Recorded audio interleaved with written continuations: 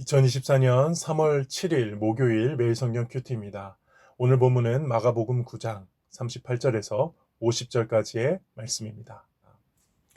오늘 본문은 이제 어제에 이어서 예수님의 가르침이 계속되고 있는데요.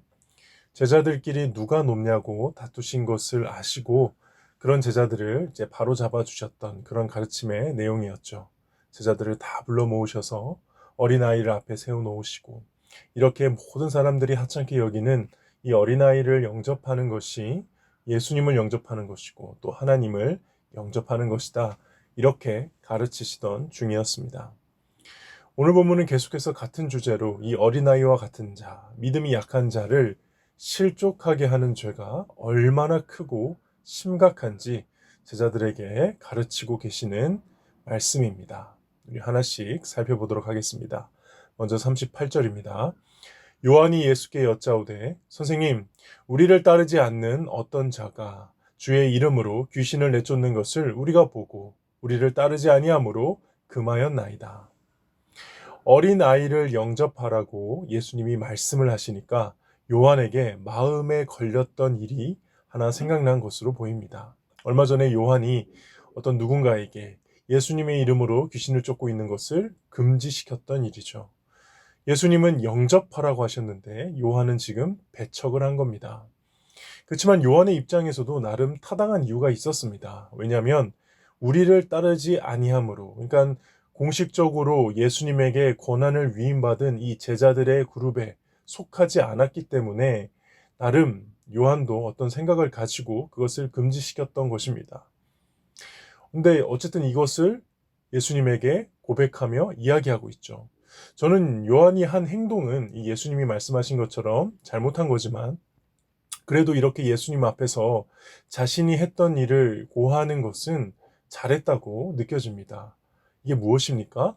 요한의 이렇게 고백은 예수님의 말씀을 듣고 그 예수님의 말씀을 나의 삶에 구체적으로 적용해 본 결과 나온 고백이기 때문에 그렇습니다.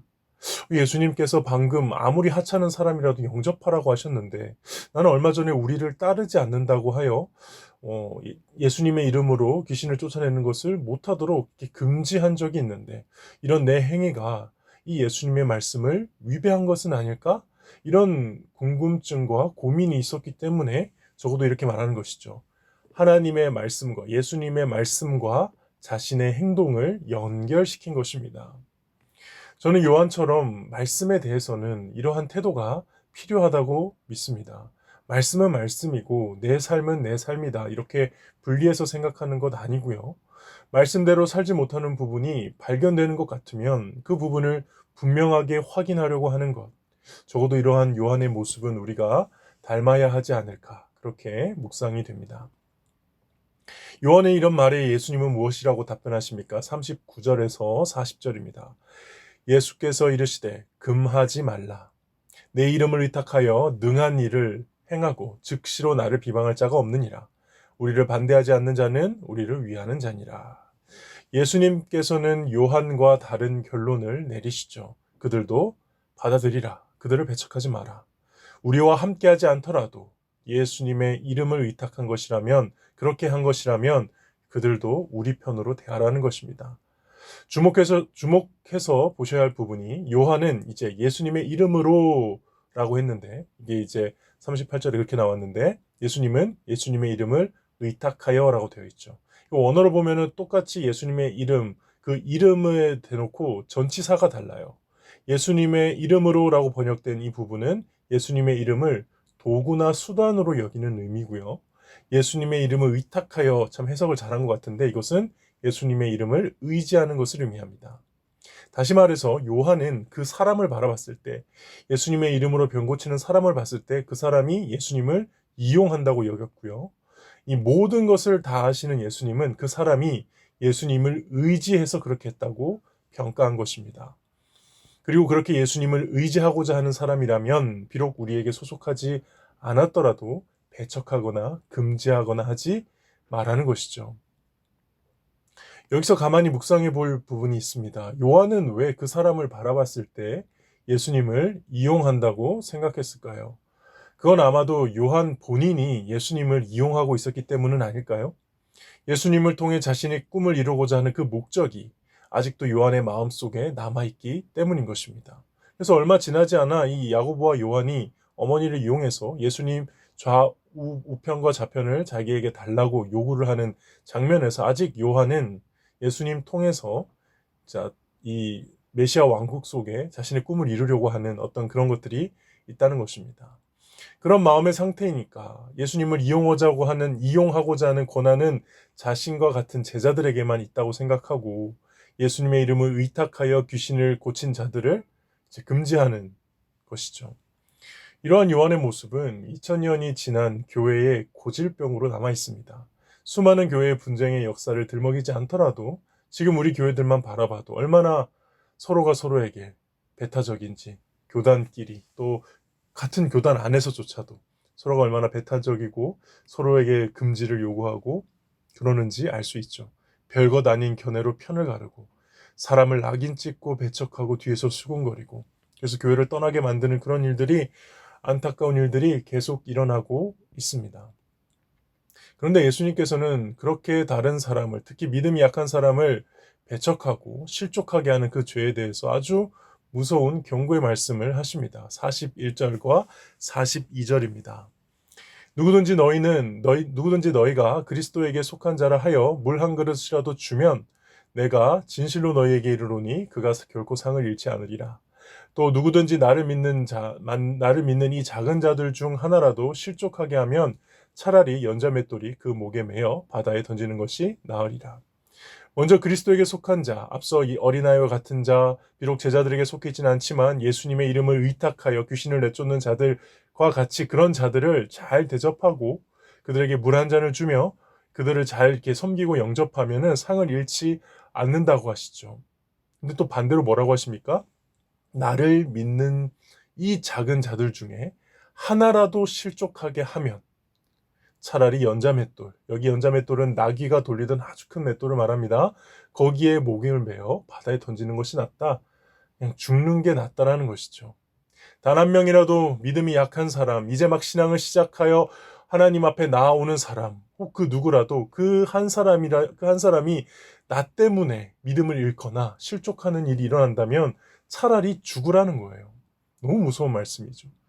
오늘 아침에 이 말씀을 묵상하는데 마음이 참 무겁고 어려웠습니다. 이 본문을 이렇게 깨달았던 적은 처음인 것 같아요. 나름 교회에서 모든 성도님들 앞에 관계 속에서 겸손하게 예의를 갖추며 살아왔다고, 그렇게 사역했다고 나름 자부했는데 이 예수님의 이 말씀을 깊이 묵상해 보니까 이것보다 훨씬 더 몸을 낮추고 겸손하게, 그래서 혹시나 나 때문에 예수 믿는 일에 실족하는 사람이 있을까? 이걸 굉장히 노심초사하며 두려워하며 성도들을 더 겸손하게 대해야 했던 것은 아닐까.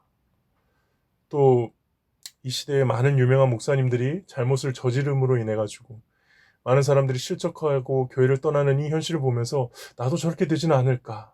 예수님이 얼마나 속상해하시고 마음 아파하실까 하는 이런 묵상들을 하는데 아침에 정말 마음이 힘들더라고요.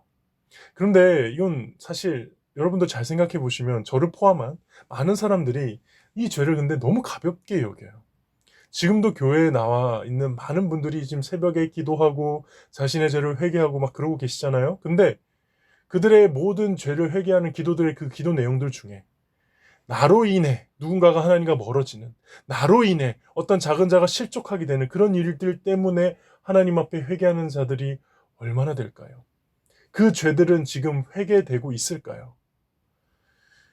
누군가가 어떤 이유로 인해서 교회를 떠나게 되었을 때 그 일을 놓고 내가 그 사람에게 더 사랑과 관심을 주지 못한 것에 대해서 하나님 앞에 눈물과 통렬하게 회개하는 마음으로 나가는 사람들이 얼마나 있을까요?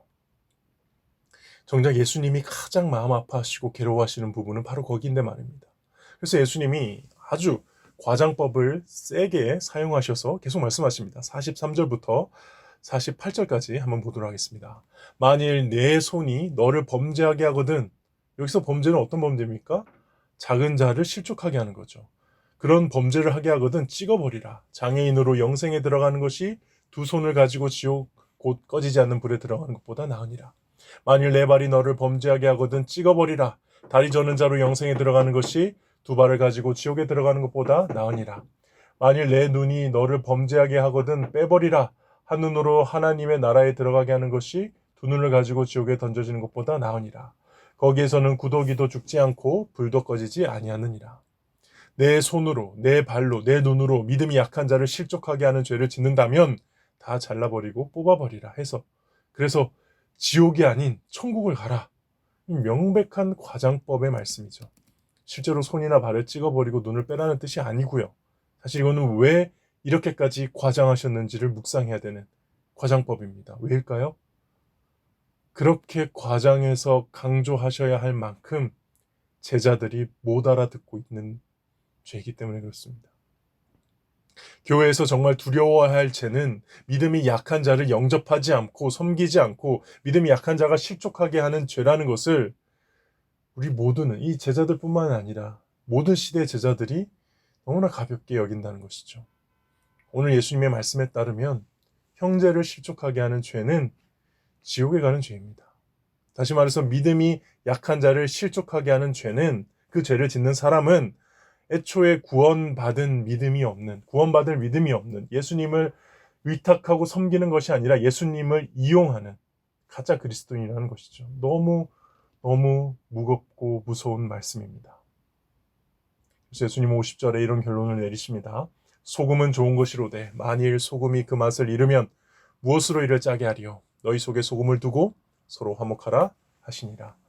여기서 소금은 여러 가지로 해석될 수 있습니다. 복음이 될 수도 있고요. 하나님의 은혜, 변하지 않는 진리, 그리고 하나님 우리에게 부어주신 은혜로운 사랑, 이 모든 것들이 될 겁니다. 중요한 것은 이것을 너희 속에 두고 서로 화목하라는 것입니다. 화목의 근거가 소금이죠.